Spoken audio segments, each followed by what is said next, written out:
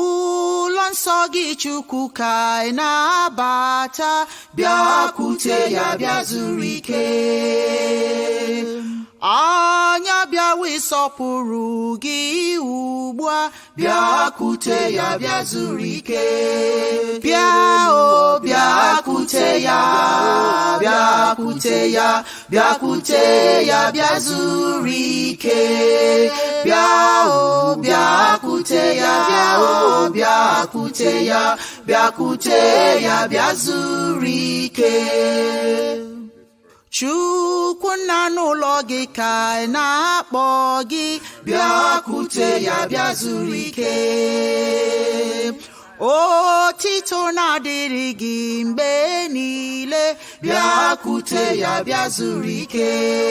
Bịa o bịakwute ya, bịakwute ya, bịakwute ya bịa zuru ike. Bịa o bịakwute ya, bịa o bịakwute ya, bịakwute ya bịa zuru ike.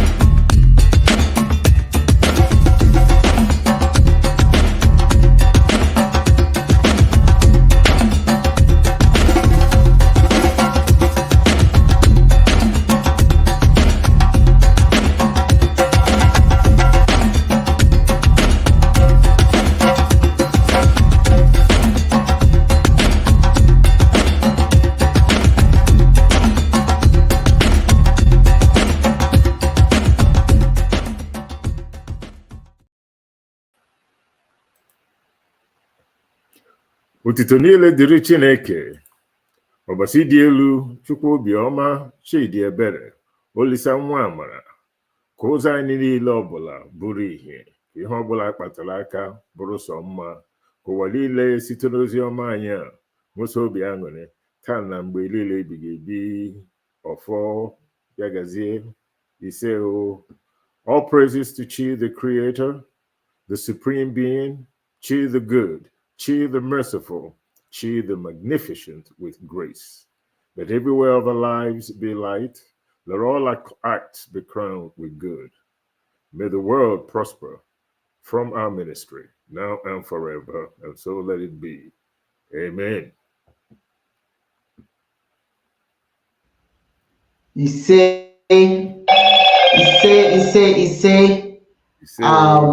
Let me start by welcome. I just want to start by letting everybody know that the internet is challenged here because we have quite a bit of rain, and I think that's impacting the internet. So I do apologize if we seem like we are not. It's going in and out, but welcome. Dibia, welcome. How are you? Carl, you guys, I'm good. You feel the mama.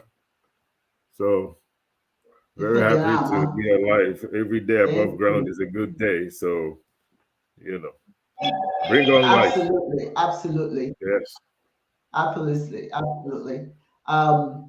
I want to take this opportunity to welcome everyone. I'm Dibia Chaza, UD. Okay. I can't give you a day. I am so sorry. I'm so annoyed with this internet and what it's doing this morning. I hope it gets better. I really, truly do hope that it gets better this morning. But let me thank Chineke for this wonderful opportunity to be here today, because I do realize that many people did not see this day. And we are the lucky few. We are definitely the lucky few. Much reverence to ancestor the revelator, the propounder of Godianism. We are so grateful to him, and of course our Queen Mother, Noha Ngozi Onyoha. So it's going to be a wonderful program today. The topic of discussion is Supreme Chineke, coexisting with the reverence for lesser deities. What does that mean? I think there's a misunderstanding about African spirituality and the tendency to revere deities. Okay, but we want to talk about that today. We have two other guests that are going to join us today. Dibias Chedozie is going to join us, as well as Dibias Obi Onyoha.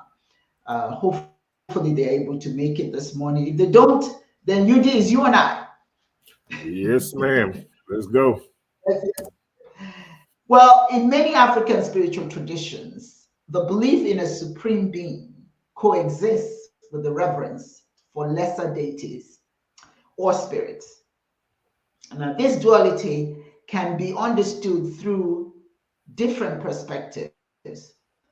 Every African spirituality is different, and I think it would be wrong for us to say that it's just one way. But every African spirituality have their own interpretation why the supreme Chineke coexists with the lesser deities, so to speak.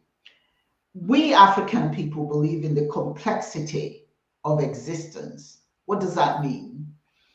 African spirituality often views the universe as a complex interplay of various forces. We have the supreme being, but there are other various forces in play with the supreme being. While the supreme being, Chineke, is seen as the creator and the ultimate source of life, lesser deities, gods, if you want to call it that, or deities or spirits are regarded as intermediaries who manage specific aspects of the natural world, such as fertility, health, and weather. Now, that is the complexity of existence point of view. Then you have the cultural context. Many African societies are communal in relationship and relationship oriented. The presence of lesser gods or deities, so to speak, I'd rather use the word deities because they tend to use deities as opposed to gods, but sometimes the gods component slides in. But it allows individuals to connect with specific aspects of their lives and seek guidance or assistance in more personal ways. That's the cultural context of this whole phenomenon. Then you have the ancestral veneration. Now, ancestors hold a significant place in African spirituality. Everybody knows that. There's really nothing that we do that we don't bring in the ancestors. And they are often considered part of the spiritual hierarchy, the ancestors. They are part of that hierarchy. And that's important to us because they represent the reason that we're here. God created, Chineke created them, and we are here because of their creation. We are here as a result of them being here. So veneration of them is part of our African spirituality, and they are thus a part of the hierarchy. They are believed to influence the living and can mediate between humans and supreme God. Remember, this is our interpretation of the value of lesser deities. They are different in different spiritualities, and they're certainly different in different cultures. The other aspect of it is the ritual and practice. When we honor lesser deities or gods, it allows for diverse rituals and practices tailored to the needs of the individuals and the communities.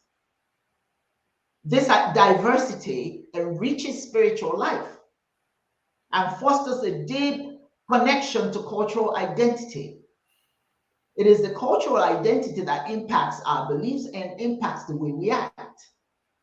Our understanding about our spirituality and the importance of the rituals is to show us, is to encourage us to foster those deep connections, our cultural identity, And I said earlier, they are diverse in different cultures. And of course, nature and environment. In many African spiritualities, there's emphasis on the relationship between humans and nature. Lesser deities often represent natural elements. That's what you will see when we talk about the deities. For the most part, they're natural elements, allowing people to honor and respect the environment and respect, I beg your pardon, to respect the environment as part of their spiritual practice. That's why we're very particular how we deal with our, at least we used to be. We used to be. And since we have pulled away from our spirituality, I dare say that we're not as connected to the environment as we used to, as our ancestors. So overall, the coexistence of belief in a supreme God, Chineke, and lesser deities reflects a holistic understanding of the divine and the interconnectedness of all aspects of life. So that's just a basic description. Now I'm going to ask some questions of my co-host, and it seems like my co-host Yudi, you seem to be the only one here thus far. So I'm going to a lot of questions at you. Take 5 minutes to answer each one, so that because we have a whole lot of questions that we have to address today. And these are some questions that somebody asked me, so I want to make sure that answer. So ritual practices. In your opinion, Yudi, what are some common rituals or practices that we do, which is associated with African deities, and how do they differ from Christian practices or Islamic practices involving angels and saints, etc.? Let me put it this way. World religions are really similar in terms of their objective and what they want to accomplish. Let's just get that out there right now. Looking at religions as different entities doing different things is really the wrong way to look at it. First, you have to look at the commonalities. What is it that all religions have in common? And then come to the realization, because of our cultural differences, where there are different ways of, fellowship or God worship, practiced by different cultures because of their, for one thing, environmental exposure where they are located, and then secondly, the rules and laws of human interaction, and also how we interact with our environment, things that allow for nation formation, nation building, and then nation management. Everything that we do is pretty much the same thing. The only difference is in the approach. And I'll give you an example. If you say God, obviously you're talking about the creator. And if I say Chineke, Yahweh, Olodumare, Allah, we're still talking about the same thing, but speaking different languages. The practices in religion, the only difference between all practices is number one, their approach. Metaphysics is really the first concern that people had, or humans had, when man or woman were created. And metaphysics is the study of reality and existence. And it is from this metaphysics that a mythology comes out of. Now, what does metaphysics deal with? It's a branch of philosophy that deals with the first principle of things, including abstract concepts such as being, existing, knowing, substance, cause, identity, time, and space. Okay, that's metaphysics. And what is mythology? It's a collection of myths, especially one belonging to a particular religious or cultural tradition. Like in African spirituality, Chiism, Urumilarism, or you're talking about Judaism, Buddhism, or what have you. The first concern that every human being had, and all religions around the world agree, that the Creator not only is transcendental, but is also immanent in all forces of nature, which are Chineke's manifestations, or the manifestations of the Creator, like, land, water, sea, the animals that we eat, us as people, Ofonogu, your conscience. It is from your consciousness of all the phenomenon of nature milling around man and woman that they came to think that there must be a first cause, a first principle that brought into being the phenomenon of nature milling around them.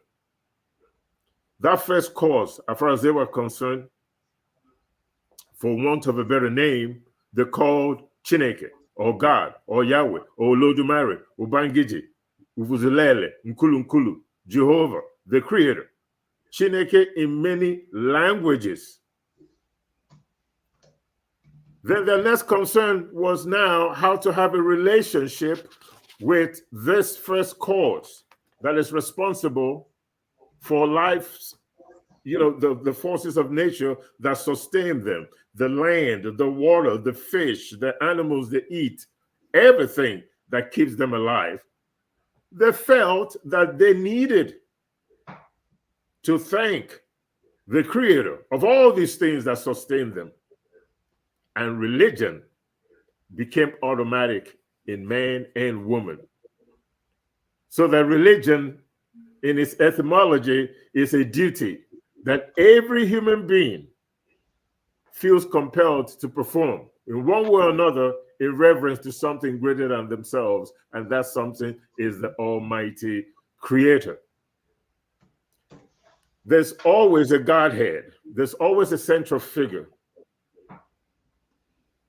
in all religions, in mythology. But the idea and the myths that develop come from metaphysics, a realization, or trying to figure out the first cause. How did we get here? The first principles of things. That's when it started for us as human beings. Before the myths were created and then the religion was developed, all intended to do one thing: create a healthy relationships between us and the environment and the first cause, the Creator. And also to cultivate healthy relationships so that we can all exist on this one earth in peace and not in pieces. Because I think that really the greatest detriment to existence is our relationship with ourselves. And if we don't value ourselves, we cannot value the environment. We have to value ourselves. We have to understand as human beings that there's this relationship that is necessary for life to be meaningful. Once we understand and appreciate that, then it's easier to appreciate nature. Because if you appreciate nature, but you can't get along with your neighbor, somebody's going to always be after you to snuff you out or do something mighty terrible to you. So all religions are pretty much trying to do the same thing. The only difference is the approach, the culture, the mythology that comes out of where we are located in a particular space on Earth. When we develop a culture based on our environment, even though we have commonalities in terms of what it is that we want or to accomplish in God worship, but the way of doing it is different based on culture, based on your environment, and based on what that environment needed from you at a particular point in time when this realization of the first cause came into our minds. Thank you. Thank you, Dibia Yudi. Thank you very much. Dibia Chedozie, welcome. Yeah, thank you. How are you doing? I'm doing good. I thank you all for the prayers. Yeah. I know you are Hopefully praying for it's working. Yeah, it's working. So we're taking mom home tomorrow. Oh, nice. Oh, Okay. Chineke Mela. wonderful. Yagazie, okay, mother. Yagazie to you and your family. Thanks. Yeah. Thank you for joining us. Thank you. You know, the topic of discussion is Supreme Chineke, coexisting with the reverence for lesser deities. So what I'm doing right now is I kind of have some questions I want to ask. If you can keep it within 5 minutes for each question. So because we got a whole bunch of questions. Some people, some people when I go to our email, some people ask questions. So I do base a show on some of the questions that we get asked. So my question to you now is, what are the theological differences? What are the theological implications that arise from the existence of multiple deities in African spirituality versus the monotheistic approach in Christianity? Well, let me begin by saying that we practice what I call plural theism. We are not polytheist or Yeah. humanistic theism. We are not polytheist because in Igbo ontology, in Yoruba ontology, in Igbo spirituality, in Yoruba spirituality, detailed spirituality of the Efik, Ibibio, Anang, Akan, and so on and so forth, all over Black Africa, I have tried to investigate in the people's local language, prior to the influence of Christianity and Islam. There is no such distinction between big God and small God. The way it's interpreted in ancient Egyptian mystery system has been interpreted. So there is no demarcation between small God and big God, because the Igbo world, Arose, and other ones we call deities, does not represent deity in the Igbo sense. What they represent are the children of God who he sent to the world to administer the world. And through them, they become like spiritual engines. Example for me, like today, if I'm to use the explanation given by Naiwo Saha, in today's world, we have our engines as Google, Yahoo, Hotmail, Fireworks, and so on and so forth. Now, before you can access the internet, you must have a Google app. You must have an internet app, one of the engines. And when you do have that, you also have to possess either a computer or a telephone. Then you must have to develop your username and passcode. So that's similar to what we do. There is one broadband you call the electromagnetic field. But there are so many engines for accessing this broadband. The internet system is one of them. Telephone system is one of them. Radio system is one of them. GSM transmission is one of them. Several other ways, and all of these are. He's frozen.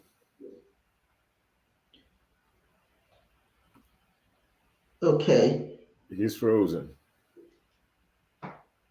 Okay. Yudi, can you finish that question? Or you know what? I'll let him finish. You can say it again, and I could go. We're gonna let him finish once he comes back. Yeah, I'm going you to, can ask another one. yeah. One of the things that people don't see is that the Africans do struggle, with having to practice a particular Christian belief, when they live in communities that embrace other traditions, their own traditions. There's a conflict. It's destabilizing. It's a destabilizing situation for a lot of them. They may not come right out and say it, because their religious leaders in the churches tell them that what they're believing is not good, but because it's their culture, and they have been really, their whole family are ingrained in that culture, it becomes very difficult for them to have to deal with just the spiritual practices of Christianity, which does conflict with theirs. So my question is syncretism. In other words, how do you see blending of African spiritual practices with Christian or Muslim belief in communities that embrace both traditions? Is it doable? Are they encouraged to go ahead and embrace both of them, or should they focus on what is traditional to them? Yeah, How do you answer that? they should focus on what is traditional, to them, which is really the fulcrum around which the totality of human culture gyrates.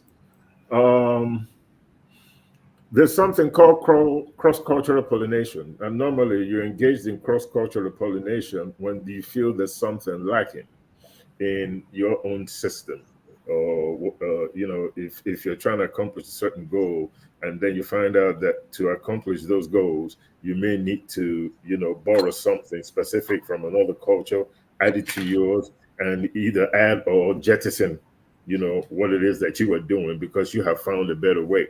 So those relationships are healthy, right, if it's voluntary, as opposed to if somebody comes in and invades you and then just removes everything that is part of your culture, traditions, history, or whatever, destroy your libraries and everything else, and then supplant it with theirs.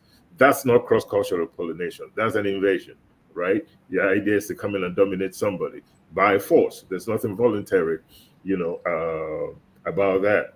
Then you also have coexistence, where you are not under this exclusive truth way of thinking when it comes to religion, my way or the highway, which is really a prominent feature of Abrahamic religions, specifically or particularly Christianism and Islam, where each one of them one claims to have the only son, the other one claims to have the last messenger of God. And far as they're concerned, their man is the ultimate, builder of bridges between humanity and the Creator. And only through those people, is your prayer or your understanding of Chineke valid. That's exclusive truth. So if you have a situation where one culture or one religion feels that they have ultimate authority over everybody else or over every other religious philosophy, which either shows a lack of understanding of the responsibility we have as human beings to have healthy relationship with one another and the environment, and to just thinking that you're be all and all, and then nobody else has the right to exist in any way, shape, or form unless you authorize it, and unless they do it the way you want to do it. If they don't do it that way, then there's no room for you to coexist, because you don't understand that every human being has the right to worship Chineke in the way they understand best, regardless of their creed or their color. No racism here, no nothing. We understand that every human being, and more specifically, every culture has the right of supplication. We try to personalize it a lot when we talk about, I believe that every human being has a right. Yeah, I believe that. I do. But you're in a situation in the world today where that is not enough. It's about protecting your culture. It's about protecting your way of life. And it's about making sure that the incursion, whether it's voluntary or not, of foreign spiritual influences does not desecrate your society. It happened, believe it or not, I think it was in the 16th century. Dibias is a historian, so maybe you could point me in the right direction.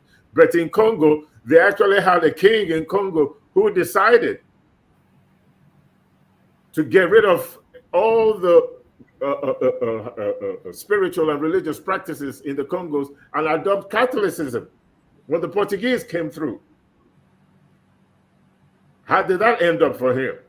The moment he did that, his empire, his kingdom disintegrated. And of course, the Portuguese came in, insisting of trading for slaves. And when he complained and told them, you cannot come in here taking our people like that, they just invaded the place and took as many slaves as they wanted to, and the slave trade was booming from that part of the world. It has never turned out right for any community that failed to protect itself from foreign religion. And from a physical point of perspective, if you don't have a strong army, you cannot protect yourself. Somebody's going to run you over. Physically, they run you over because your army is not strong enough. And mentally, they will run you over because you're not strong up here mentally to appreciate that your condition in this world is divine. Diversity is divine. All kinds of cats, all kinds of animals in different variety, plants, all that stuff, each playing a role in this cauldron of life. So are you suggesting that they can't embrace both traditions? Are you saying that both should respect the other? Or exactly. It's not about embracing. It's recognizes someone else's right to exist. The same respect that you want to be accorded, please do the same. Respect is reciprocal, right? If we respect and understand one another and understand why we're different, why dogs have German shepherds, you have a bulldog, you have a Rottweiler, blah, blah, blah, blah, blah. All kinds of trees, Iroquois tree, the red tree, but they're all trees. Once we understand the necessity of this diversity, yes, it's about understanding and respect. It's not about giving up who and what you are, because your greatest protection against imperialism is your spiritual culture. Once you lose, you know what they say? They say that you can't serve two masters. How is it that you can possibly be one, that's totally different from this other? How do you marry it? How do you marry both? Because I see exactly what you're saying, because when you look at all these cultures, if you look at China, Japan, and all of that sort of thing, those who choose to actually become Christian, they have to abandon Shintoism. They can't practice those. They can't practice Confucianism in China. You can't practice both. You have to drop one. You can't, because it's so different. It's two totally different cultural perspectives. So what you're saying, in effect, what I would like to see personally, I think that's what you're saying. You need to honor what's yours and embrace what's yours. Build up what's yours, because that's how you build up yourself. You cannot serve two masters, because somewhere along the line, somebody loses. I hear what you're saying. That makes sense to me. Now let me ask Dibias to finish his thought. Dibias, do you remember the question I had asked you earlier? Yeah, I do. And what I was just trying to say is that we do not have many gods or deities. We have one almighty force. For us, Chukwu Okike Abiama is not a being that sits somewhere in heaven and then the earth is his footstool, because our ancestors reasoned that the world they know, Chukwu Okike Abiama, is beyond it, which science has confirmed today that we have several layers of universes, or like they like to put it today, or one universe made up of several galaxies. And so far, they have discovered about, say, 16 or 25 layers of galaxies, and each galaxy contains nothing less than 100 billion stars. Now, if God, where is God sitting in all of these layers of galaxies? So for us, our ancestors reasoned that God is a force, and that's why Placide Tempels, the Belgian priest, when he wanted to interpret the ontology, the spirituality of the Bantu, said force is being is force. So for us, Chukwu Okike Abiama is force, spirit. That's the only thing that can be in all the places, nook and crannies of the universe at the same time. Just before I snap my finger, it's there. Before I blink my eye, it's there. No distance anywhere.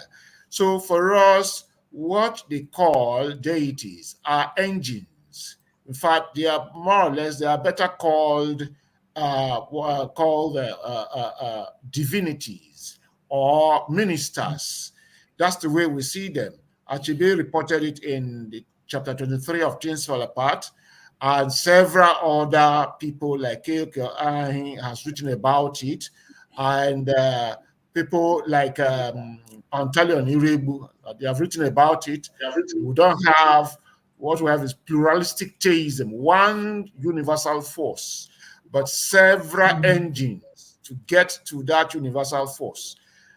Our individual selves, if we know the ontology, our individual selves and everything on earth is a manifestation of that ubiquitous force. That is why we have the concept of Eke. And the Eke determines the Chi. So that if you go to the Dibia, if there's something wrong with the Chi, they have to look at the Eke. And then to look at the Eke means you have to look at the middle point where formation takes place, Ago. And Ago for me is a point whereby we can derive form from formlessness. And if you do not really wake up to your Chi, form can also collapse into formlessness. So that's the dynamism of Ago. Now, so when we look at it, it's like today we have one universal broadband, but we have so many engines to get into those broadbands: Yahoo, Google, Hotmail, Firefox, and several others. And every country makes its own. And so we are replicating in science what our ancestors did from a religious mythological point of view. Anyanwu is not a deity, it's a divinity. It's one of the sources by which you approach Kukukukabiama. So to summarize, the argument that Achebe presented in Things Fall Apart between Ogbefi, Akonna, and Mr. Brown, Ogbefi Akonna, the traditionalist, and Mr. Brown, the missionary. Mr. Brown went to Ogbefi to preach Christianity to him. There's one universal God. That God lives in heaven. He created one small sun for night called moon. Then he created one sun for day called sun. And then he created the earth and created everything in it. Then he said his only one begotten son, Jesus Christ, who died from humankind. And Akuna said, how can son, God, Chukwukikabiaba, be a being in heaven? For us, it's a cyclical worldview. Everything is in everything. The Chukwukikabiama, your mover, the Nkume, gave birth to every physical thing, the physical universe. But his spirit is in everything, thereby giving life, endowing everything with life. So that the structure of Chukwukikabiama is the structure that determines Eke Ori Afonanko, is the structure that determines the earth. And that's the structure that determines everything on earth, including the human being. But being we are higher, the Eke Ori Afonanko, the Eke Ago Nachi, that determine the beingness of Eke Ori Nafo. Is what us, that's how it is for us human beings. That's how it is for every organic and inorganic thing. Because for us, the stone is not inorganic, it's organic, because it is a lava, a living, breathing thing that got exposed to air and became the hardest stone called igneous rock. So we can argue that the stone is congealed energy. And so even the earth is energy. So we can generate light from earth if we know how to do so, because the earth core has been theorized. I don't know that for certain, but I know scientists, geographers, and physicists say the earth core is as hot as the sun up there. So that means we can generate light from earth itself. So everything is endowed with life force, with energy. So I couldn't have to explain that. Look, you, Mr. Brown, you are here. Your queen is in England. Your queen is not administering this place directly. You are representing the missionary. The missionary is working under the administrator. The administrator is working under the queen, on behalf of the queen. That is how Anyanwu Allah, Ani, and all the deities or the divinities, ministers, are holding brief for God. So for us, our own Chukwukikabiama, right from time, did not see itself as the almighty CEO, all in all, can do and make. It saw itself as the first among equals, primus enterprise. And what it says is it delegated. Anyanwu, you to do this. And you handle that. Igwe, you handle that. Poruche, you handle that. Agu, handle that. And so that is why in our own belief system, there was, and then Agu, that is the most virulent of all the divinities, gave him the most herculean task. Bring about balance in the midst of the opposites of the universe. So Agu is always busy. So Agu, that is supposed to now be like Lucifer in the Christian Bible or the Muslim Quran, had no time to start looking at Chukwukikabiama in heaven because he was busy. But in the Christendom and Islam, because of that idleness of Lucifer, so he had to cause a revolt. All right? So, and then a God, that means that for us, the creation of the universe followed a democratic process by which every entity involved in creation was endowed with a task. And so, following that, when we need to approach Chukwukikabiama about issues on agriculture, we don't go to Chukwu direct. We go through Njoku. Just like here in Nigeria or there in the United States, if you want to go to the president for issues concerning agriculture, you don't go to the president straight. You have to go through the Minister of Agriculture or the Minister of Agriculture. So that's the reasoning of our ancestors. So those things they call deities, divinities, we do not look at them as deities and divinities. Even when you stay among the practitioners today, they only venerate and then they remind the engines that if you don't solve our problem, we can go to Chukwu direct, because we ourselves are direct incarnations from Chukwu Kikabiyama. That divinity that you gave to Jesus Christ, you have it, I have it, individual of us have it. We are direct incarnations from Chukwu Kikabiyama, no intermediary. Right? So that's my own understanding of our spirituality. We don't practice polytheism. What we practice is plural theism. So whereas those who call themselves monotheists, they are actually not monotheists. They are henotheists in the sense that they insist only one way to one God. We are plural theists in the sense that we say many ways to one almighty force. That's right. We are not polytheists, we are plural theists. That fantastic. You know, when I was young, my father used to use this to teach us the importance of having the different manifestations of the universe that Chineke uses to serve us. And he would ask us, if you need something from your father, how do you come to your father to get that something? And, you know, all of us have our own ideas how we're going to come. But what he's trying to tell us is you can come through the front door. You can come through the bedroom. You can come through the back. You can come through wherever. And along the way, you may meet mom, okay? Yes. And before you get to me, mom may serve your needs. They take care of that need. Of course. Okay, at that moment. So you don't necessarily have to come to me. Or you take the back door and there is your big sister.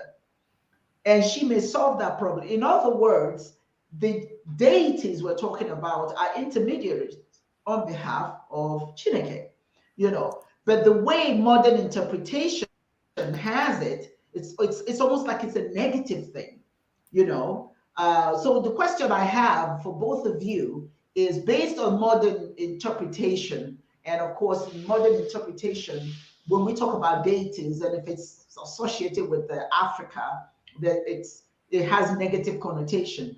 But the concept of deities and angels, are they evolving, in your opinion, now in contemporary spiritual practices? You know, are the Africans now coming to terms, as far as you can tell, with the fact that, okay, this is how we communicate with Chineke, and there's nothing wrong with it, as opposed to having to go through the Christian context that requires that they pass through the sun, and that's it. Can only go through, well, you can, Should I go? I should go? Well, you can get to Chineke, but the intermediary that you have to pass through is just that source, that sun. And so even in conversation, everything we say is, you hear them say is, through Jesus Christ our Lord. And I'm not denigrating that. I'm just saying, okay? We're saying that this sun has the capacity to do what all the other aspects of what we believe, you know, the deities, the nature, because we ascribe these deities to nature. Okay, these deities are actually nature, Allah, or Anyanwu, Imomiri, Ekurochi, all of that. Those are all aspects of nature, each one of them having an aspect of blessings that we receive through Chineke. So anyway, the question I was asking you is, the modern interpretation, is that becoming, are they now embracing the fact that there is a purpose for the deities that in African spirituality, and not just their Christian context? Do you see that happening, or is it getting worse? You know, are we being sidelined even more? What, both of you, you know, one of you, one at a time. You know, you do. The thing for me, again, pretty much depends on who you ask. You know, a lot of young people, I think this question is probably geared towards the younger generation, you know, in terms of their evolution. Because people our age, you know, a lot of us ain't evolving into anything else. The mind is gone and that's it. It's going to stay gone. If you haven't figured it out now, you ain't going to figure it out. It's done. Okay. The younger generation, they're the kind of the ones that look at what is being taught and then look at what's being practiced in real life, right? They're looking at their environment. They're looking at opportunities, right? Those that they can see, those that they can't see. They're trying to figure out why are they in the conditions that they are in, particularly from an economic perspective, before you even start talking about the spiritual thing and all that kind of stuff. Everything evolves. Everything evolves. Evolution is not restricted to a particular, you know, area of existence. It affects everything, physically and spiritually. Everything is affected. Things change. So based on your experiences today, based on the experiences of the past generation, you know, regarding the same issue, based on how that issue was resolved, based on whether it was resolved scientifically or whether it was resolved religiously, based on education, schooling, based on a lot of factors. Yeah, a lot of African, you know, youths now are beginning to look at things and going, you know, this stuff that is happening in Nigeria, you know, we can see the role that religion is playing in it, right? And you can see religion in the playing its role when it comes to terrorism. For example, you know, the Boko Haram, the Islamic thing, even though Islam is not supposed to do that, but unfortunately, there are bad eggs and there's about every sphere of religious practices in this world that will take advantage of people's ignorance. Something else that we also have to understand is the fact that a lot of people in spiritual authority, like we're Dibias, we have a higher understanding of metaphysics, mythology, natural theology, the traditional ontology of existence, the forces of nature, the relationship, the compartmentalization of the Godhead, from Anyanwu, you know, to Agunsi, to Ofonogu, Kamalo, Aniala, Ikuroche, all that stuff. Okay. If you go to Islam, you have people that are Islamic scholars, the rabbi, the imams, people that have knowledge, that study this stuff. You go to Judaism, you got the rabbis. You go to Christianism, you know, you got the bishops and the pastors and the priests and the cardinals and the Pope, and you go to, Buddhism, you got the monks and all that. Every religion, Hinduism, the shamans, we all got that. But the majority of people that practice these religions get their instructions from those in spiritual authority. The interpretations and the information that they get is the one that they're directed to, that they're told that it's necessary for them to acclimate themselves with it. And the deeper knowledge that the people in spiritual authority have, they never pass it along. What they usually pass along is how to be obedient, what you need to do for God to love you from the instructions that they're giving you, which involves a lot of sacrifices from you, a lot of don't ask any questions, just do as you're told. It's just a way, a weapon of control. Most people, excuse me, do not have a deeper understanding of this relationship that we have, right? And every religion, particularly those people that want to dominate, always try to either trivialize or always try to maybe, denigrate other spiritual avenues as inferior, as a way of control, as a way of destroying you. And if we can't do it with our money and everything, we will do it with the military. That's how Christianism or Catholicism spread in the first place, with the Crusades and a whole bunch of stuff that went on and forced people to be Catholic. It wasn't enough that you had to be Christian. You had to be Catholic, because according to them, their followers are going to be known as Catholic Christians. And as for the rest, they will suffer the consequences of their persecution, of which they, the Catholic Church, will enforce.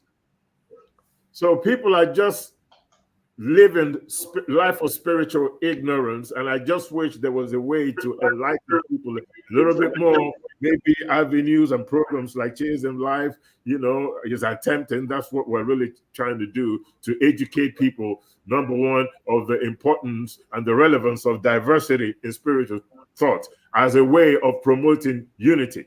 Because as we say in Chism and in African religion or spirituality, love is the highest religion. And any religion that does not, teach this compassion is no religion at all. And that's what's responsible for the religious wars that are ravaging humans for centuries, just because we don't have this deeper understanding of the concept of diversity. That's my thought on that.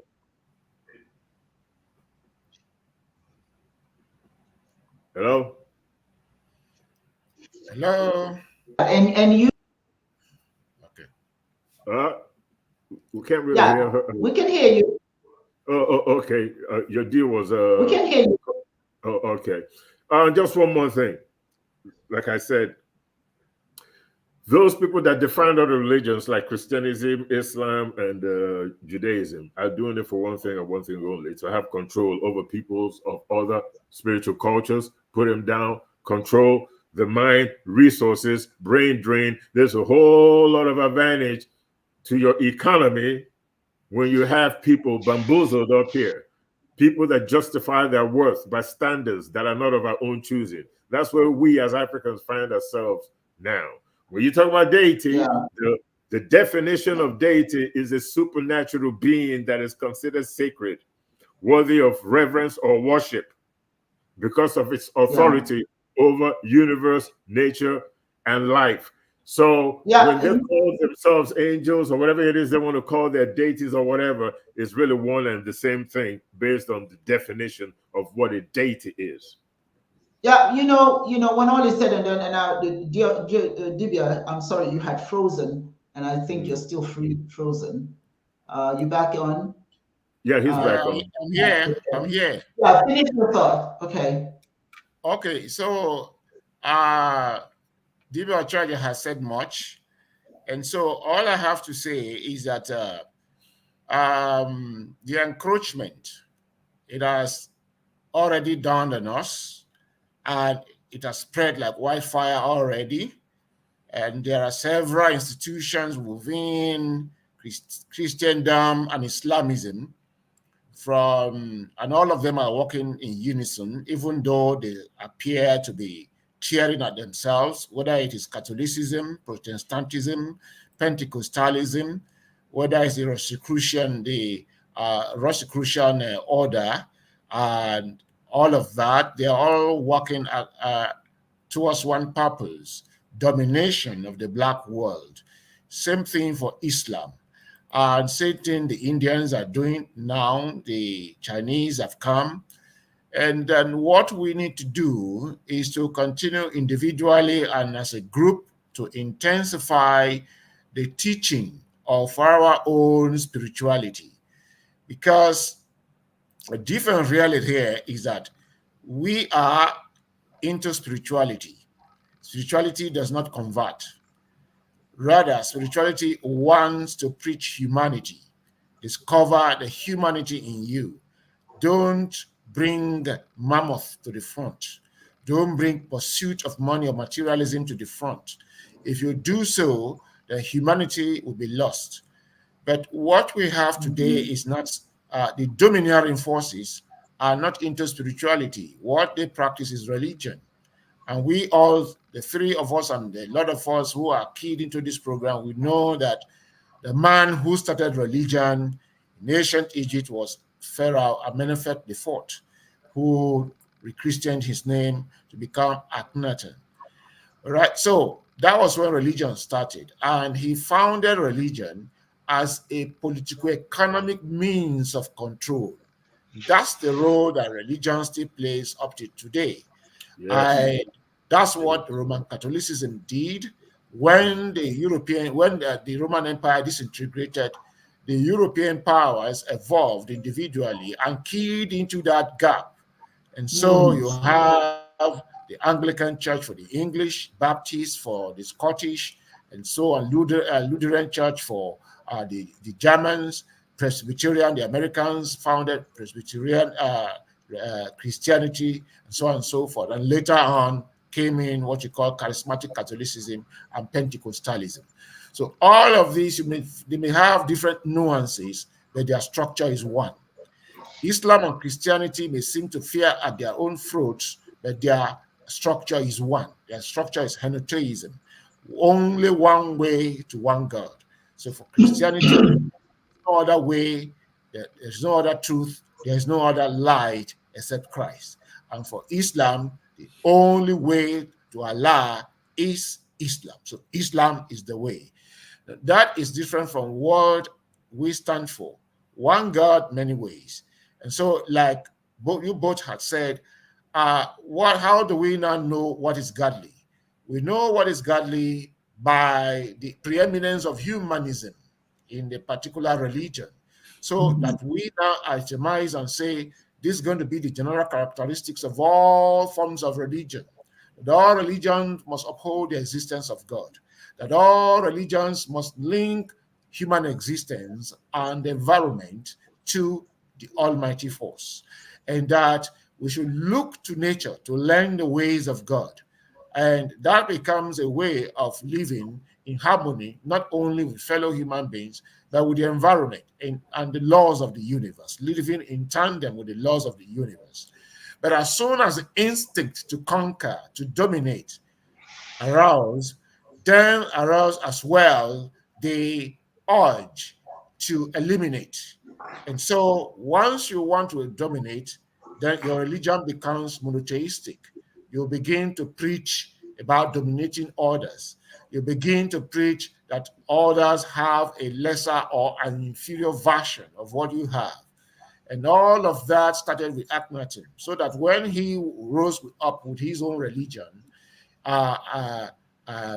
Athenism, he began destroying all the institutions of ancient Egypt that represented plural theism.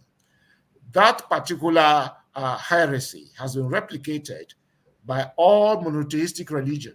Christianity, we saw what the Caesars did. We saw what Constantine did. We saw what Justus I, Justus II did. And in Islam, we saw what Mohammedanism has done throughout the world. And that has continued in a battle called globalism and globalization today, so that if we are not careful, we are swallowed into the antics of globalization and globalism. But what is really pushing on is the same imperialism, that religious imperialism that started by way of political economic domination. So we have to intensify our own efforts by teaching our spirituality and choosing platform. Those of us who are into African studies, we keep teaching it in the classroom, into wherever we are called upon.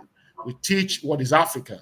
And we always make a demarcation between what is African and what is not African. That is the only way we can keep our own voice heard. And then at home, we teach it to our children, whether they like to follow it or not. So, because in my house, even though they may not go to shrine with me, when I do the shrine thing and I bring it to them to participate in the communion, they don't reject it, including my wife, who is a Christian. So, when I bless cola and bless wine or water for us to share, they gladly share it. They say, yes, like my last daughter, Mona Chimso, came to me the other day, and I don't know what happened. I think I can remember. We went somewhere, and then my wife warned me I shouldn't take her there. We took her there, and then out of empathy, she got involved with someone who was sickly, an old man that was sickly. So at 9, she felt her spirit leaving her, and so I had to take her before my invisible shrine, because the shrine is the law, not all those things to put there. So it's a corner I reserve, it's a shrine, but you are not going to see anything there. Just like if you go to where Kamalu is kept, you don't see anything. Just enter an arena and you say what you want to say, and your voice is coded and recorded, and Kamalu goes to work. So I took her there and I asked her, say what you told us, repeat it before the presence of your ancestors, before the presence of Chukwu Kikadiama, before the Anyan and all that. So I said, by order of that, say it before them, and say that I call your name, I, your daughter, I will not die. So before she could finish that statement, the life force came back into her, because she was looking pale, afraid. The life force came back to her, and there was life in her. All the eyeballs that were looking pale came back with fullness of radiance. And then I gave her the hot drink. She just put her hand there, tasted it, and I said, I gave her cola. She did all that, and then she threw it there and I told her, I said, say, I, Mona Chinso, will not die. I shall live to old age. And she left. Then she called me and said, Daddy, you know you're a strong man, both physically and spiritually. I said, oh, praise be to Chukwu Kikabiaga. So tomorrow, there's no way you're going to tell that child that what Africans do is evil, because she has seen that the African thing works. She has seen the efficacy.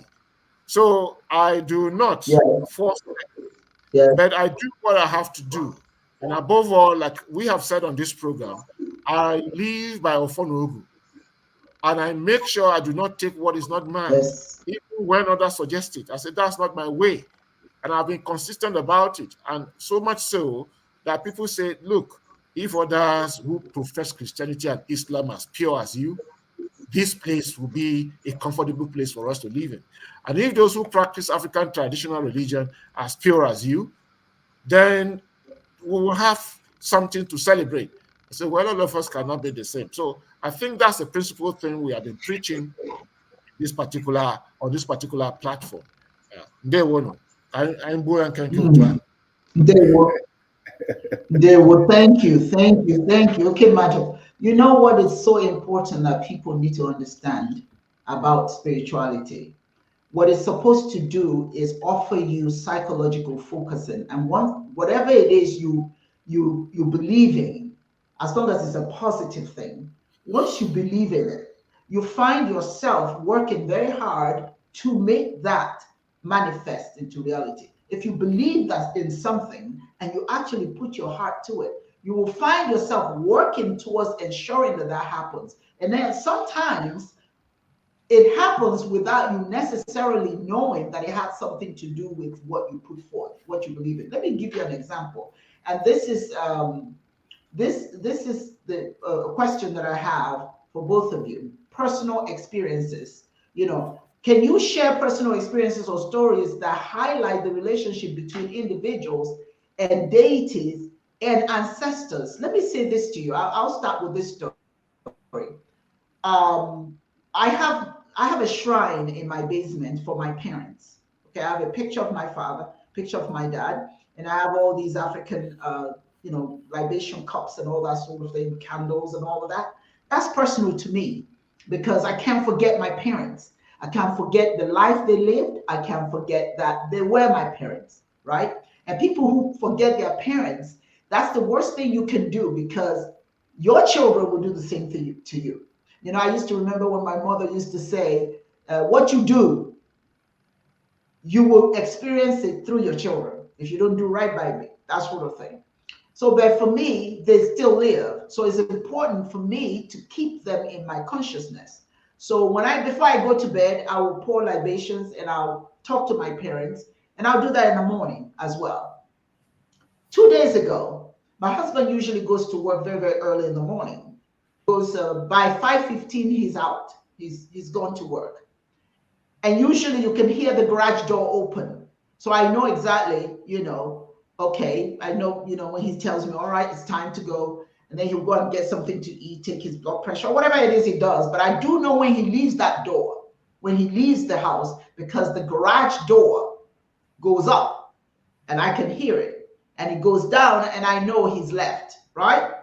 This 2 days ago, now I had prayed to my parents and I told them that their ancestors, and I let them know that, keep your loving arms around us, around me, the family, everything. When I went to bed, I felt okay. When my husband left, I heard the garage door open, right? So I went back to sleep. I said, okay, he's gone. But then all of a sudden, maybe about an hour later, I heard the garage door open. I heard it open. And I'm like, wow, he's back. What did he come back for? Something must have happened with his car or something. I don't know. But he's back. But I heard the garage door open, and that caused me to get out of bed and go downstairs to ask him what happened. My brothers, when I came downstairs, the garage door was wide open, and so was the kitchen door. He forgot to close it. That was dangerous. If I hadn't come down, my home was open to strangers to walk in.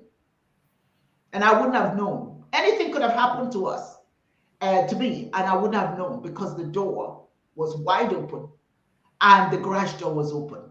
Why did I hear the garage door? I shouldn't have heard it because it was already open. Yeah. But I heard it open.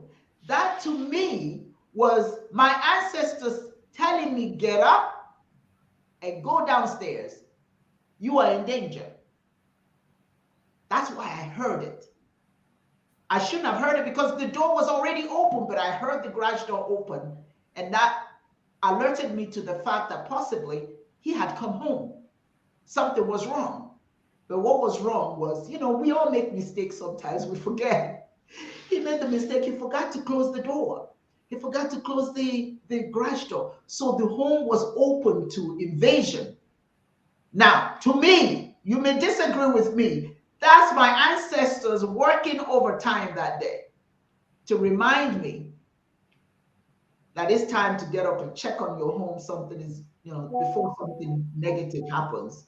So that connection with the ancestors, praying to the ancestors, is very, very important, very, very special to me. I don't go to bed until I've talked to my parents. I don't go to bed until I've talked to the ancestors. That's part of those deities we're talking about because the ancestors are part of that. So when you believe that, they do intercede in some manner or form. I felt that they interceded on my behalf. Your thoughts? No, absolutely. I have a different spiritual experience, but spiritual experience nonetheless that kind of guided how I feel about my chi and my relationship with the Chineke and how personal it is, for me.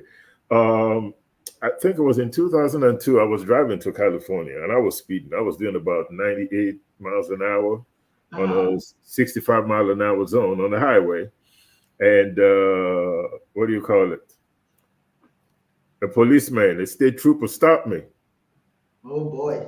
That was too fast. That's jail right there. Ooh, yes, out in the country, in Texas, driving to California, in the middle of nowhere.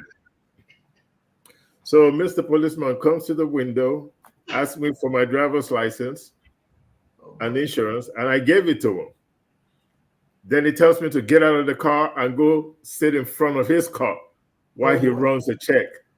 So funny enough, I had this with me. I just picked it up. Just instinctive. You just picked it up. Yes, yeah. Okay. And I just sat in front of the police car with the book. And I happened to be looking at this picture. I think this picture right here. Okay, Dad. Okay. Yeah, I was just looking at that. And he comes back and sits down. He's running my thing. Then he asked me, who is that? I went off into Gordianism. I went off into Chiism. Mr. Policeman, he said to me, you know, you never know who you will meet in this world. He didn't give me a ticket. He just gave me a warning. He said, man, I'm so glad I met you. I'm so glad I met you. Your daddy must have been a powerful blah, blah, blah, blah. Second time. Again, I'm talking about my chi. Yes. Okay. My ex and I went to Nigeria for the first time. We did it, and Ugo's husband, you know, our sister, her husband, met us at the airport, and they helped us get a cab to take us to our hotel. Yes. We got in this police car, this cab, and this cab took us straight to this checkpoint. The driver got out and disappeared. Next thing you know, we're ordered back into the car. Somebody else drove that car. We ended up at, I think it was Morocco, somewhere, boat water area. In Lagos, 1999. They asked me for my money. I said I had no money. These people made me strip naked. You know the story. Yes. I stripped naked. Suddenly, something just came into my head. I said, can I talk to your Oga? They say yes. Meanwhile, these guys are running around with their AK-47s and stuff like that. It's like maybe 30-something, 40 young men with guns. I picked up this book from the trunk of the car. D-Way is looking at me. Ugo's husband like I'm crazy. My ex is looking at me. I met the Oga and started talking to the guy. Make a long story short, by the time I talked about Chineke, the problems of Black people in the world, the problem of Africa, the problem of Nigeria, by the time I was done with these people, not only did I get my clothes back on, they took us to Ikeja Airport and they paid for it. That's when I knew. In 1999. That's what changed my life. Because it's something that you focus your mind on. You know it works for you. That's what people need to understand. It works for you. Till today, I believe that there's no situation that you put me in that I need to talk to somebody. That's right. That my chi will not defeat that person. Because what happened to me in Lagos, I went to same thing in Mexico. What I do is every morning when I get up, the first person I talk to is Chineke. And the first thing that comes out of my mouth when I wake up, it's not thank you, Chineke. The first thing that comes out of my mouth is an affirmation. And what is the affirmation that I say to myself every morning?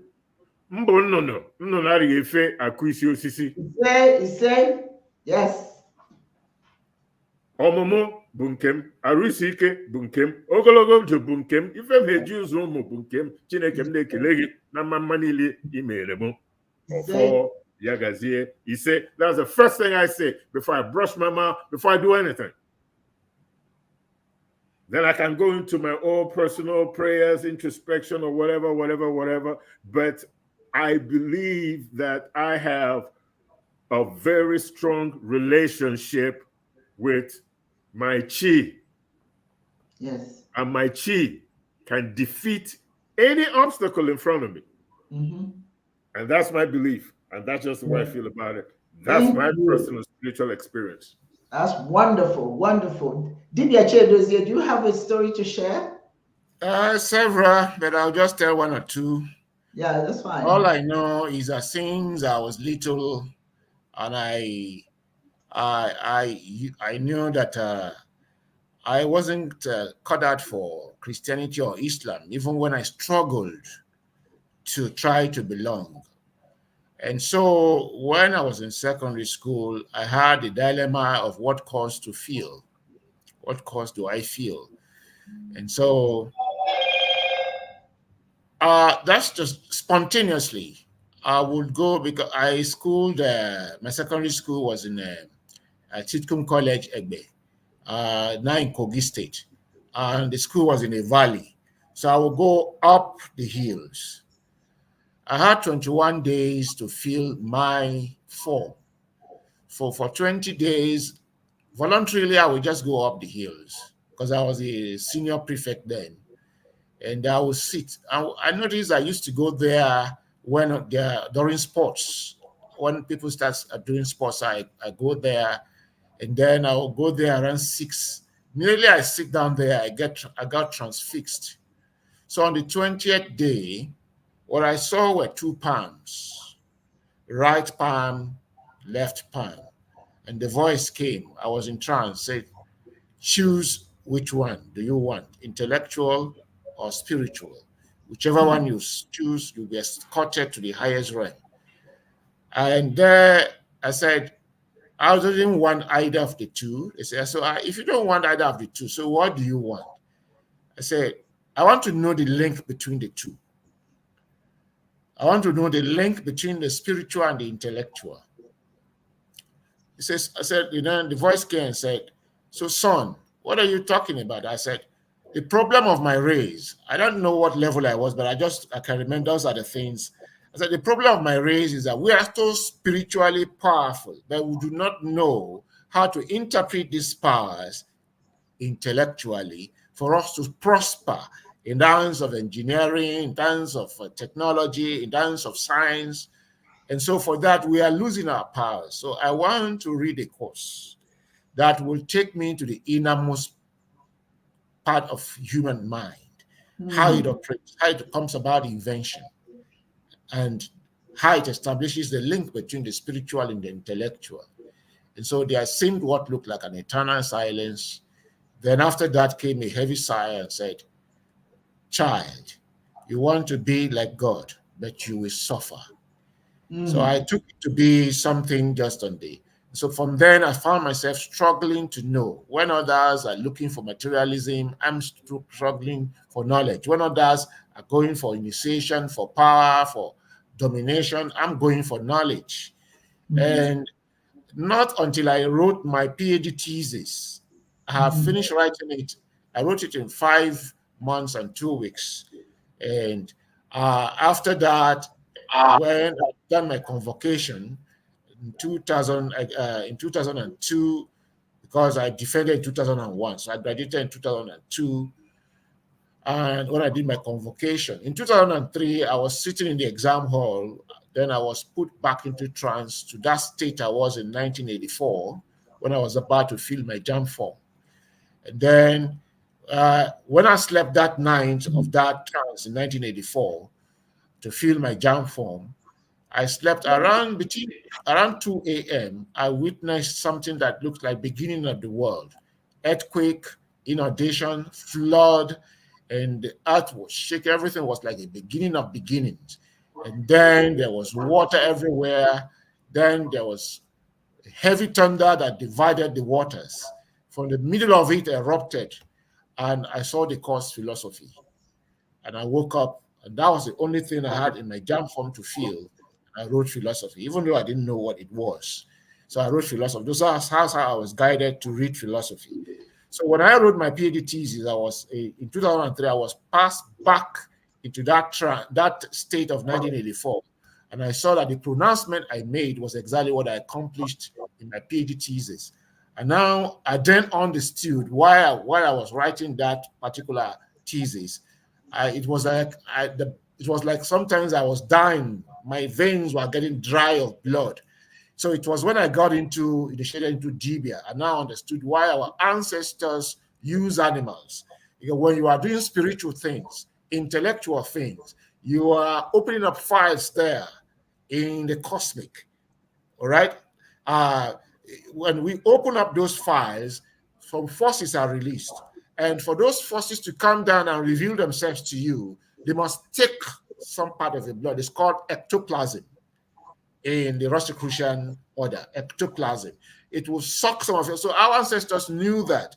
So for them to stop their own blood from being sucked, so that's why they give out animals, chicken and so on and so forth. Those elements suck those things and leave them alone. So that's why some people who practice much of spirituality without learning the ways of our ancestors die abruptly. And people wonder, this man was high. How come he or she died? But so abruptly. So, but you witness that at any time you are involved in serious research or serious spiritual things, you feel some energies have left. So that's what has happened. And so one can go on and on and on. But I do know that because, like Dibias Charger said one time, when I had that terrible backache, he said, I was just given a grace that to continue. And so that has always been with whichever is a messenger sent by the ancestors, by the cosmic, because that's what we are. This program we're doing is not ordinary. It's organization for letting building the foundation for the ascendancy of the black race. That's what I see it as. All right. So that's exactly what we're doing. And there is none of us, anybody involved in this program that have decided to key into it that is left alone. That's my little take there. That is left alone. Yes. Okay, thank you so very much. Thank you for those wonderful experiences that really accentuate our spiritual connection to the environment, to the ancestors, as ways to, on the other hand, connect to Chineke. You know, one of the questions that I always have is the morality of African spirituality. How does that differ from the morality of associated with other with the scriptures, so to speak? You know, they have the angels and we have the deities. How do the teachings that we have associated with the deities compare to the moral and ethical teachings of Christianity? Because I guess one of the things that I don't understand, and let's be clear, there are lots of Christians and Muslims who are just absolutely wonderful human beings. So it's not a matter of the people, or a matter, or rather, it's not a matter of the religion itself. You know, it is the way that it is practiced, the way that it's used as a tool. Because those who really follow deeply, who don't follow Christianity based on the politics of it, you know, they tend to be very, very sweet, if I use that expression, sweet human beings. I met many of them, but they are just some people who, when they're associated with politics and a power grab, then there are no there's no morality associated with it. You look at what's going on in politics, and I'm in politics where it's a power grab in Nigeria, and here in America, and all that. Every morality is thrown to the winds. You know, we start to embrace individuals who say nasty things, if as long as they represent our own corrupt understanding of what's important in religion. They're good. You know, if they meet our it's a word I'm looking for, it's not coming to me. But when we are not pure at heart ourselves, when religion is not a means to doing good, but a means to getting for oneself, then individuals who don't have morality become our heroes or sheroes. You see, people who bash other people, who look down on poor people, people who look down on people who have I don't want to call names, but you know who I'm talking about. You know, if you do well, good for you. If you don't, well, there is a leader or wannabe leader who looks down on people who are struggling, looks down on the handicapped, looks down on people who have even been to the who are in the military, who have been injured, looks down on those kinds of people, and yet claim to be Christian. And yet claim to be Christian. And if we, the Africans, are trying to emulate such people, then you know where our spirituality is being abandoned for such a thing. Our spirituality has high moral qualities. We have high morality. Madu Buchibe, you are God to your fellow human being. And if that's the case, then you have to have high morality. Your intention in life, the cause and the reason why you're here, is to make other people's lives better, or at least as good as yours. There was a story, a video that I watched recently. Somebody sent that to me because he thought it was something I would love. And it speaks of the morality of African spirituality. This white guy put some food down the road for the kids and asked the kids, the first person to run and run to that contraption with all that food, gets all the food. Then what he noticed was that the children, instead of each one of them running singly to go get the food, they all held each other instead of walking together to get the food. And so he asked them, well, why didn't you run to go get the food? One person could have had all of that. The kids told him it's Ubuntu. Ubuntu. What good does it do me to have all of this when my brothers and sisters have nothing? Ubuntu, that's our spirituality. Madubuchibe. My wealth lies in my community. If my community is doing well, then I'm doing well. That is our morality. But when you have people who hide under these Christian principles that have nothing to do with morality because they don't practice it. Morality is the way you conduct yourself based on something that you believe in. So if you believe that Jesus should be a moral hero who takes care of the poor, who said, do what you do to the least of these, you do for me. If you believe that, then why are you so bent on hurting those who are at a disadvantage? And you find more and more communities that practice the free Christian faith, many of them, they don't do the right thing. There are some churches you can't even come into. But these are Christian churches. So my question to both of you, and I don't know if I've answered a little bit of it, but my question to you is, what is the difference in ethical and moral teachings between African spirituality, using African deities, and and Christianity as conveyed through the angels and their scriptures? Again, bearing in mind that there are those who follow it properly and they do good in the world, but then there are those who don't. What is missing there? What is causing that kind of moral morass that you see? Both of you. Yudi, you can start. Then Diba changes, you can finish it.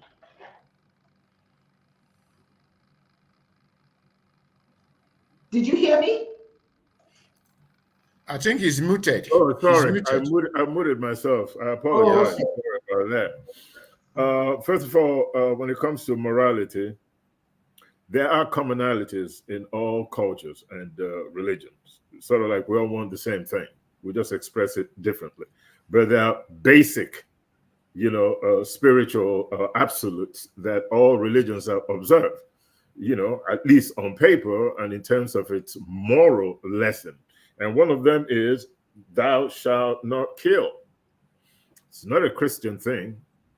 It's part of the barrel for moral compass. It's one of the main, if not the most important. Thou shalt not kill. Christians believe it. Shiites believe it. Buddhists believe it. Everybody believes it. But that's on the surface. But we end up killing anyway, don't we? You kill for a variety of reasons. Out of greed, dominance, which is really the modus operandi of Abrahamic religions, But for whatever reason, it's about power and not about the morality, right? But thou shalt not kill is universal. Thou shalt not lie is universal. Thou shalt not, covet with your neighbor's wife. That's universal. Thou shalt not bear false witness. That's universal. And so on and so forth. Those are basic principles of human relationship or spiritual relationship that we should have, both with ourselves, with one another, and with our environment to be able to, guarantee our existence and how we survive. Then you also have morality from a spiritual perspective. See, I'm giving you just the general spiritual, a commonality that we have. And then you have other parts of it that are institutionalized, like in Abrahamic religions. I give you an example where it said, you shall worship no other God before me. Exclusive truth comes in. We are the stuff. Nobody else has that religious relationship with the Creator than us. Because part of our moral creed, when you have thou shalt not lie, thou shalt not kill, is also thou shalt not worship no other God before me. There's also remember the Sabbath day to keep it holy, which means something for the Hebrews, but means nothing for me as an Igbo man or Yoruba person with the Sabbath day and all that kind of stuff. So you bring in your own personal type or tailored spiritual belief or rules designed to help you to consecrate power. So you go off and you force people, you have your crusades, you do all that stuff. And then people that don't agree with you, the Catholic Church, now you got the Protestant movement, you got the Lutheran Church, you got all that stuff, Seventh-day Adventists and all that stuff. These are all offshoots of different Christian denominations that didn't agree with the one that came before them. So they broke off and did something else.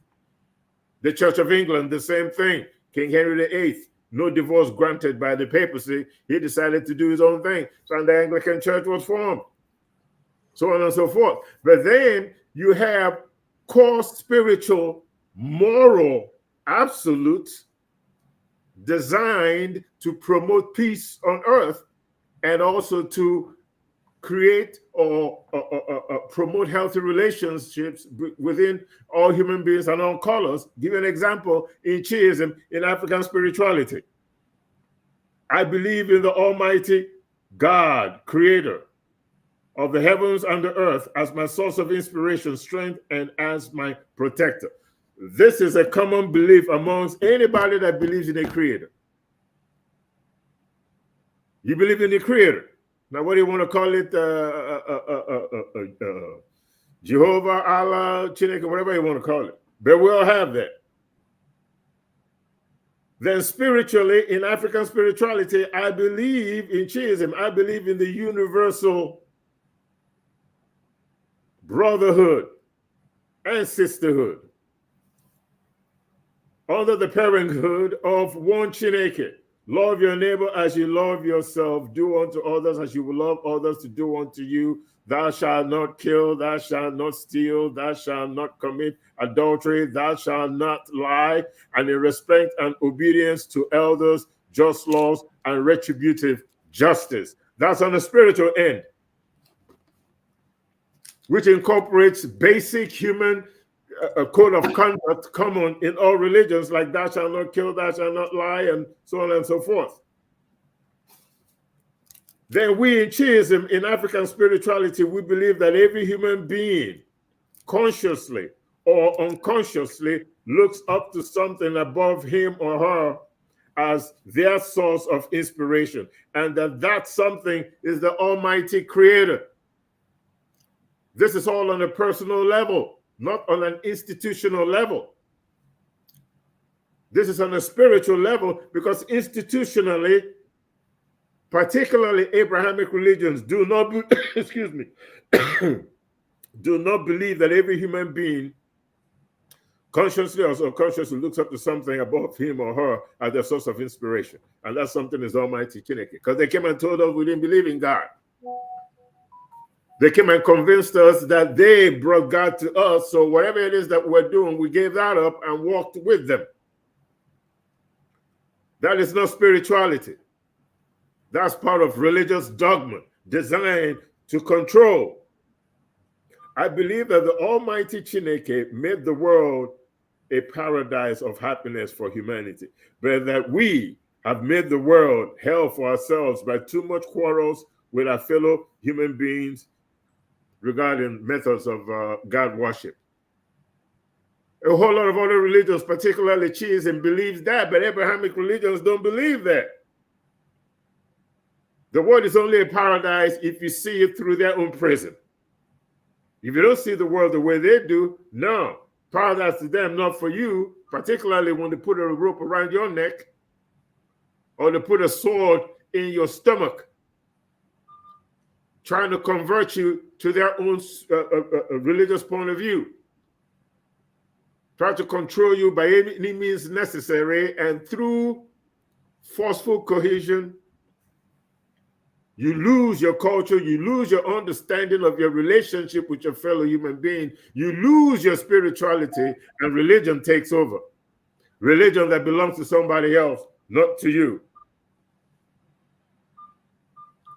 I believe that this kingdom of heaven on earth shall become possible when we learn to quarrel no more with our fellow human beings regarding the differences in methods of God worship. That is not a belief that Abrahamic religions share. African spirituality shares that, and most cultures share that.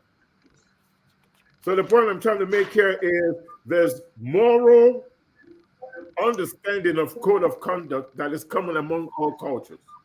And then there are code of conducts that are built into this common code of conduct that is common amongst humans all over the world, among cultures, because this particular institution or culture wants to dominate. So they instill some more stuff based on their own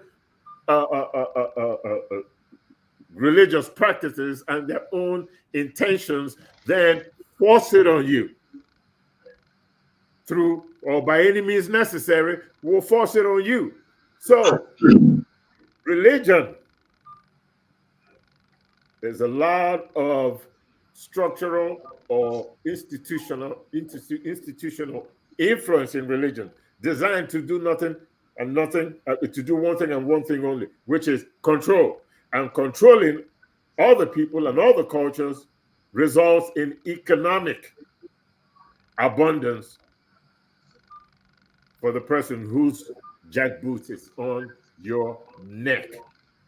The moral compass embraced by institutions depending on what it is that they want to do. And moral compass that is an integral part of spirituality, which is really your personal code of conduct. Yeah. Thank you. All right. Thank you, Dibia Yudi. Thank you for that. I would like to ask the same question of Dibia Chedozie. You recall the question, or would you like me to repeat it? I recall structural similarities and differences between African approach to issues of morality and ethics, Correct. in contrast with other cultures. Yes. Yeah, that's to add to what Dibia Charger said. Yes. I'll look at the structural difference. If you go through the structure of morality I'll talk about morality. For morality, I'll go to ethics. Now, if you look at this, our own structure of morality is built on a structure of checks and balances. And that is why our ethics is built on the principle of the equilateral triangle that is usually imposed in a circle. And so the circle is to say nothing in the universe is isolated. One thing is linked to another and another and another and another ad infinitum. So all things in the universe of forces are interlinked. So when all things in the universe of forces are interlinked, it means we have to develop a moral ethical system based on checks and balances. And these checks and balances, there's a universal rule. The universal rule is the rule of Chukwu Kikabiama, which Dibias has reeled out. Then there is the structure for actualizing this universal rule. The structure starts from the person to the outer society. And the structure is based on the principles of good and bad. But our ancestors went further to add taboo. And so, from the day the individual is born, we do not wait. Our ancestors don't wait for the individual to grow and start sermonizing about morality to the individual. No. Our ancestors, their approach towards morality and ethics is preemptive. They start by their own way of baptism. This individual that has come to the world, what is the Eke? What is the Ago? And what is the Chi? So they determine this individual, these are the lapses in the character of that individual, the nature of that individual. Every individual has got one Ago or the other, which the Christians and the Muslims call Satan. But in their own spirituality, religion, they want to conquer Satan. They train the individual to conquer Satan. Our ancestors did not see Satan as that which is antagonizing God. Rather, they saw Ago, Eshu, Yoruba Eshu. They saw it as that middle point between past and future, which, if properly unguided and guarded, can derail from the cosmic order of things. So that Ago needs to be interpreted and guided and also guarded. So from the day an individual is born, they want to know the Ago. So and once you know the Ago, how will the child be brought up? That's why in Igbo, there's the adage,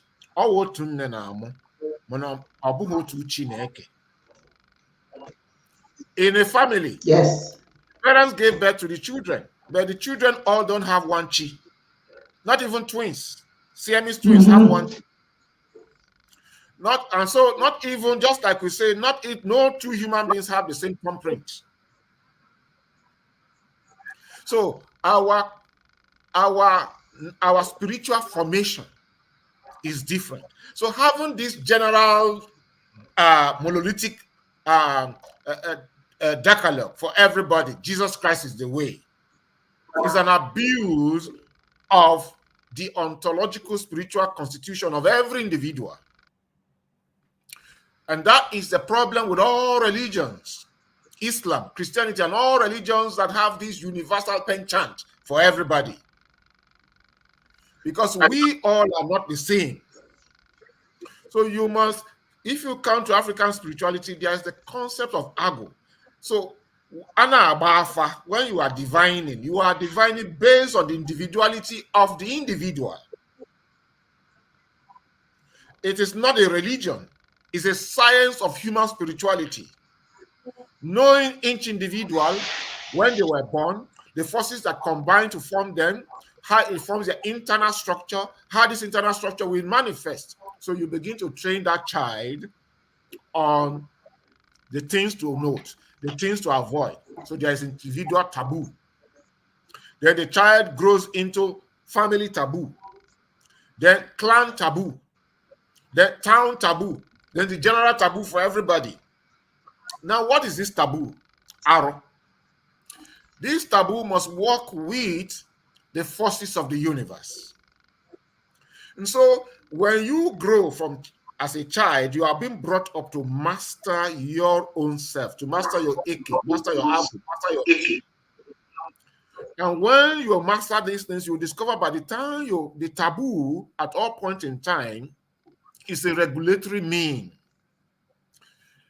which if you avoid your taboos, you are always on the path of Mma. At any time you flout your taboos, you move to the path of Njo. So the taboo are those lines of that regard of regulation based on the principle of Ofonogu that we should not derail with and toil with, because each time we observe our taboo, we'll follow the path of Mma and Aburundu. Then we are not qualified to be called Madu, or what they call Madu, pure human being. Now, this ethics is structured on, it forms the structure of the individual, the family, the guild, the age grade. It forms the foundation of all the so-called institutions of deities. If you get initiated into Dibia, it has that structure is there. Dibia, Dibia Alpha, it is there. Dibia Ochoaja, it is there. Dibia Okpozo, it is there. Dibia Ketensi, it is there. Any profession you belong, that forms the structure. So you can't run away. So when the invaders came and saw that structure, they knew the only way to penetrate is to destroy it. So they mounted their own and started converting the Eflefu and empowered them economically over and above our own tradition. And they now took people who are worse than them. They became the foundation of Christianity and Islam. So Christianity and Islam were introduced into Africa as a means of destroying that which made Africa strong. Then the schools are founded on the principles of Islam and Christianity. So those who are being brought up in the schools of today are not being brought up to be moral. They are brought up to obey the laws of entrepreneurship. And so how materially successful you are determines how you have managed in conquering materialism and pursue being rich. Richness determines how successful you are. So that's how gradually we were tucked away from wealth. Our ancestors were wealthy. They emphasized wealth over riches. They were wealthy. They had little riches, but they were wealthy. They needed chicken. They took it from just the behind. Whatever they needed, they took it from their environment. But today, we are rich, especially in our mega cities like Lagos, Abuja. We buy virtually everything. We import virtually everything. And so today's education and today Africans are not brought up on the principles of morality, no. And they are brought up, and our education system is not keyed into developing the individual. Because any education system should develop the potentials or potentialities of the individual in tandem with the individual's environment, in tandem with the individual's culture, in tandem with the concept of race consciousness. No education system in Africa today, or even the diaspora apart from Chiism, does that of the African. So we need to handle this our spirituality, because once we rekindle our spirituality, this structure of ethics, of morality and ethics I've talked about, is there. We cannot run away from it. So to round off, the today African that has been trained in the world of Christianity and Islam found African moral ethical system scary. Scary in the sense that there is no forgiveness. Don't forget that for us, there is no eternal hell. There's eternal life. But that eternal life does not mean that all our ancestors go there and sleep and start singing Hosanna, Hosanna. They go there and they are still concerned about what happens to their children here on earth. They still guide and intervene when calamities are about to happen. All right? Like we all have given our personal experiences, showing that our ancestors and God Almighty never depart from us. They are never resting in heaven. They are always intervening in our matter. But there is no eternal hell where people are born forever and so on and so forth. Our checks and balances that either class, they repeat here. If you fail class, you repeat. That's why there's incarnation. Yeah. That's right. So no pure soul will enter heaven. So if you fail class, you repeat until you pass before you go to the level of the ancestors. And then there is no so forgive me. We don't believe in mere oath. Part of the checks and balances, individual check upon self, active oath. If I am given an office to run from my family, there's Ogunofo that I am carrying. As Dimula, there's Ofo that regulates how I relate with my wife, how I relate with my children on the principle of balance. If I derail and begin to mess up with that Ofo Nogu, you will see negative things happening in the family. Yes. Yeah. So our ethics is based on life forces of the universe. It is not a theoretical ethics. Yes. It's not a theoretical morality. It is a life force morality, life force ethics. Yes. A balance. That you invoke, you activate, and you see the repercussions here and now. So that is why you are encouraged to look before you leap, think before you say. And that's why you are taught the principle of Ndidi. Ndidi Kanhinine. Patience is the greatest of the virtues for us. Thank you. Yes. Yes. You think before you talk. You look before you leap. That's so right. Our approach to these issues is completely different. And so the today world find it scary. So that they want to eat their cakes and have it. But our culture taught us you cannot eat your cake and have it. You can't break an egg and want to reassemble it. So you're always careful at every point in time. Yes. You always watch over yourself, what you say, how you behave, because everything has repercussion. That's right. Yeah. You always use your tongue to count your teeth. But today we are taught that you can eat up all your cake and have it. You can break your egg and then you reassemble it. No, so it's the malady that is happening today, and it needs to be checked. Thank you.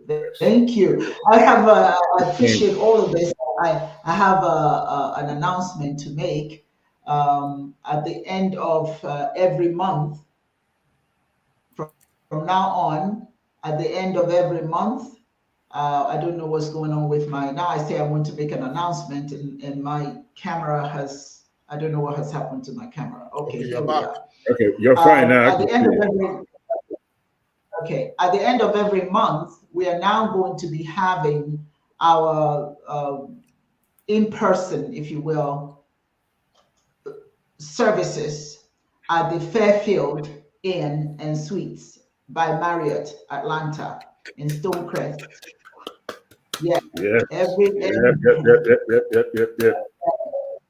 Every Sunday, and the last Sunday of every month, we're going to start there, and then from there we're going to build our own. So if you live in Atlanta and Dibias, how that works is we'll bring you in via Zoom.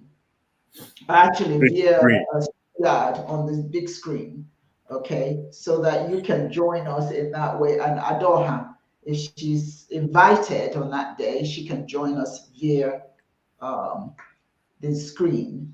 But Judy and I will be at the hotel. It's a beautiful place. We've selected a small space. You know, it takes about 100. It will accommodate about 100 people. There are two spaces actually. We can accommodate 100 people, or we can bring it down so it accommodate 50, depending on the number of people we're anticipating. But from now on, that's where we're going to be hosting it. So if you're in Atlanta and you want to meet Dibia Yudi and myself, please look at Facebook, Global Faith Ministries of Chiism on Facebook, and also Chiism Live on Facebook. You will see the flyer is going to be posted on Wednesday, so that you know, it doesn't matter who shows up, we will be there. If you show up, we'll be there. If you don't show up, we will be there. We'll be there to wait for you. You're not going to wait for us. We will be there waiting for you, and you get an opportunity to hear us in person, and whatever all that involves, you get an opportunity to participate. So I thought I would make that announcement. I'm quite excited about it. Udi, I'm sure you're excited about it. So Of course. last Sunday of every month, I have sealed Yes. it. They have, Great. so it's Fairfield. Udi, you know, a Stonecrest Mall, and the Stonecrest Mall, the Fairfield by Marriott. So that will be on the 25th, right, of this month. Yeah, the last Sunday of every it starts in September. Starts in September. Okay, September. Not this month. Yeah. Yeah. This month is so busy for me. Okay, that will be on the 29th. The 29th of September. September, yeah. Okay. But I may, if all things work out, I may be on my way to Germany then. Oh, okay. Well, you can. You'll be on your way on that date. If it happens that I arrive before that day, then I will link up. Okay. All right. You know, you doing it. We'll take you as we see you. Yeah. No wahala. You know, no wahala. I'm eager to join. Yes, it's going to be wonderful. And so we're going to start sending out invitations. And as a matter of fact, Yudi, am I frozen? Am I frozen? Yeah, no, you are not. You are live. Intermittent with your live, but we can hear you. Your speech is not frozen. It's just a picture. Again, I apologize. The internet is acting up here. But I do have the African church. What is that? You know, Yudi, you know the church we go to? Yeah. They're excited to join us for the first session. Some of the members will come and join us, you know. So now our responsibility is to invite, you know.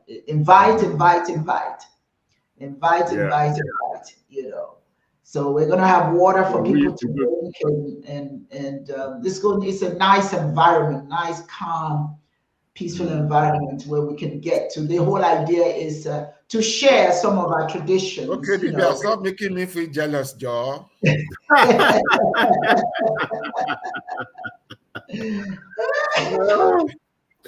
No, you're part of the family, man. Even though the distance between us. No, I don't vex. I could go by luck. I could go by joy, so I'm not going to be jealous again. I could be joy. There you go. Great solution to that.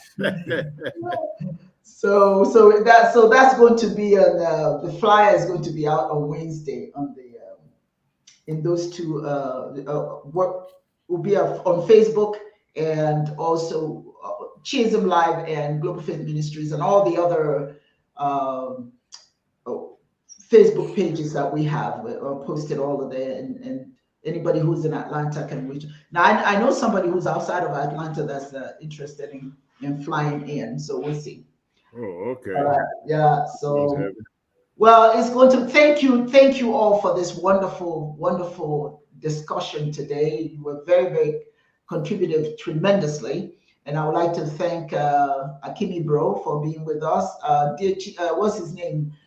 Charles Ikuna. He's having such a difficulty with his phone, so he's just kind of annoyed that he could not be with us today. and also JVST. I'd like to thank you for joining us. Also, Chinonso Eguchi, thank you for joining us. And whoever else I don't have information on, thank you. And I know you all get an opportunity to see it on YouTube after the fact. All right. I thank you, Dibia Chedozie. Thank you, Dibia Yudi. As always, you know, you don't disappoint. Welcome. So Right. I look forward to seeing you again next Sunday on Chisholm Live. Yagazino. All right.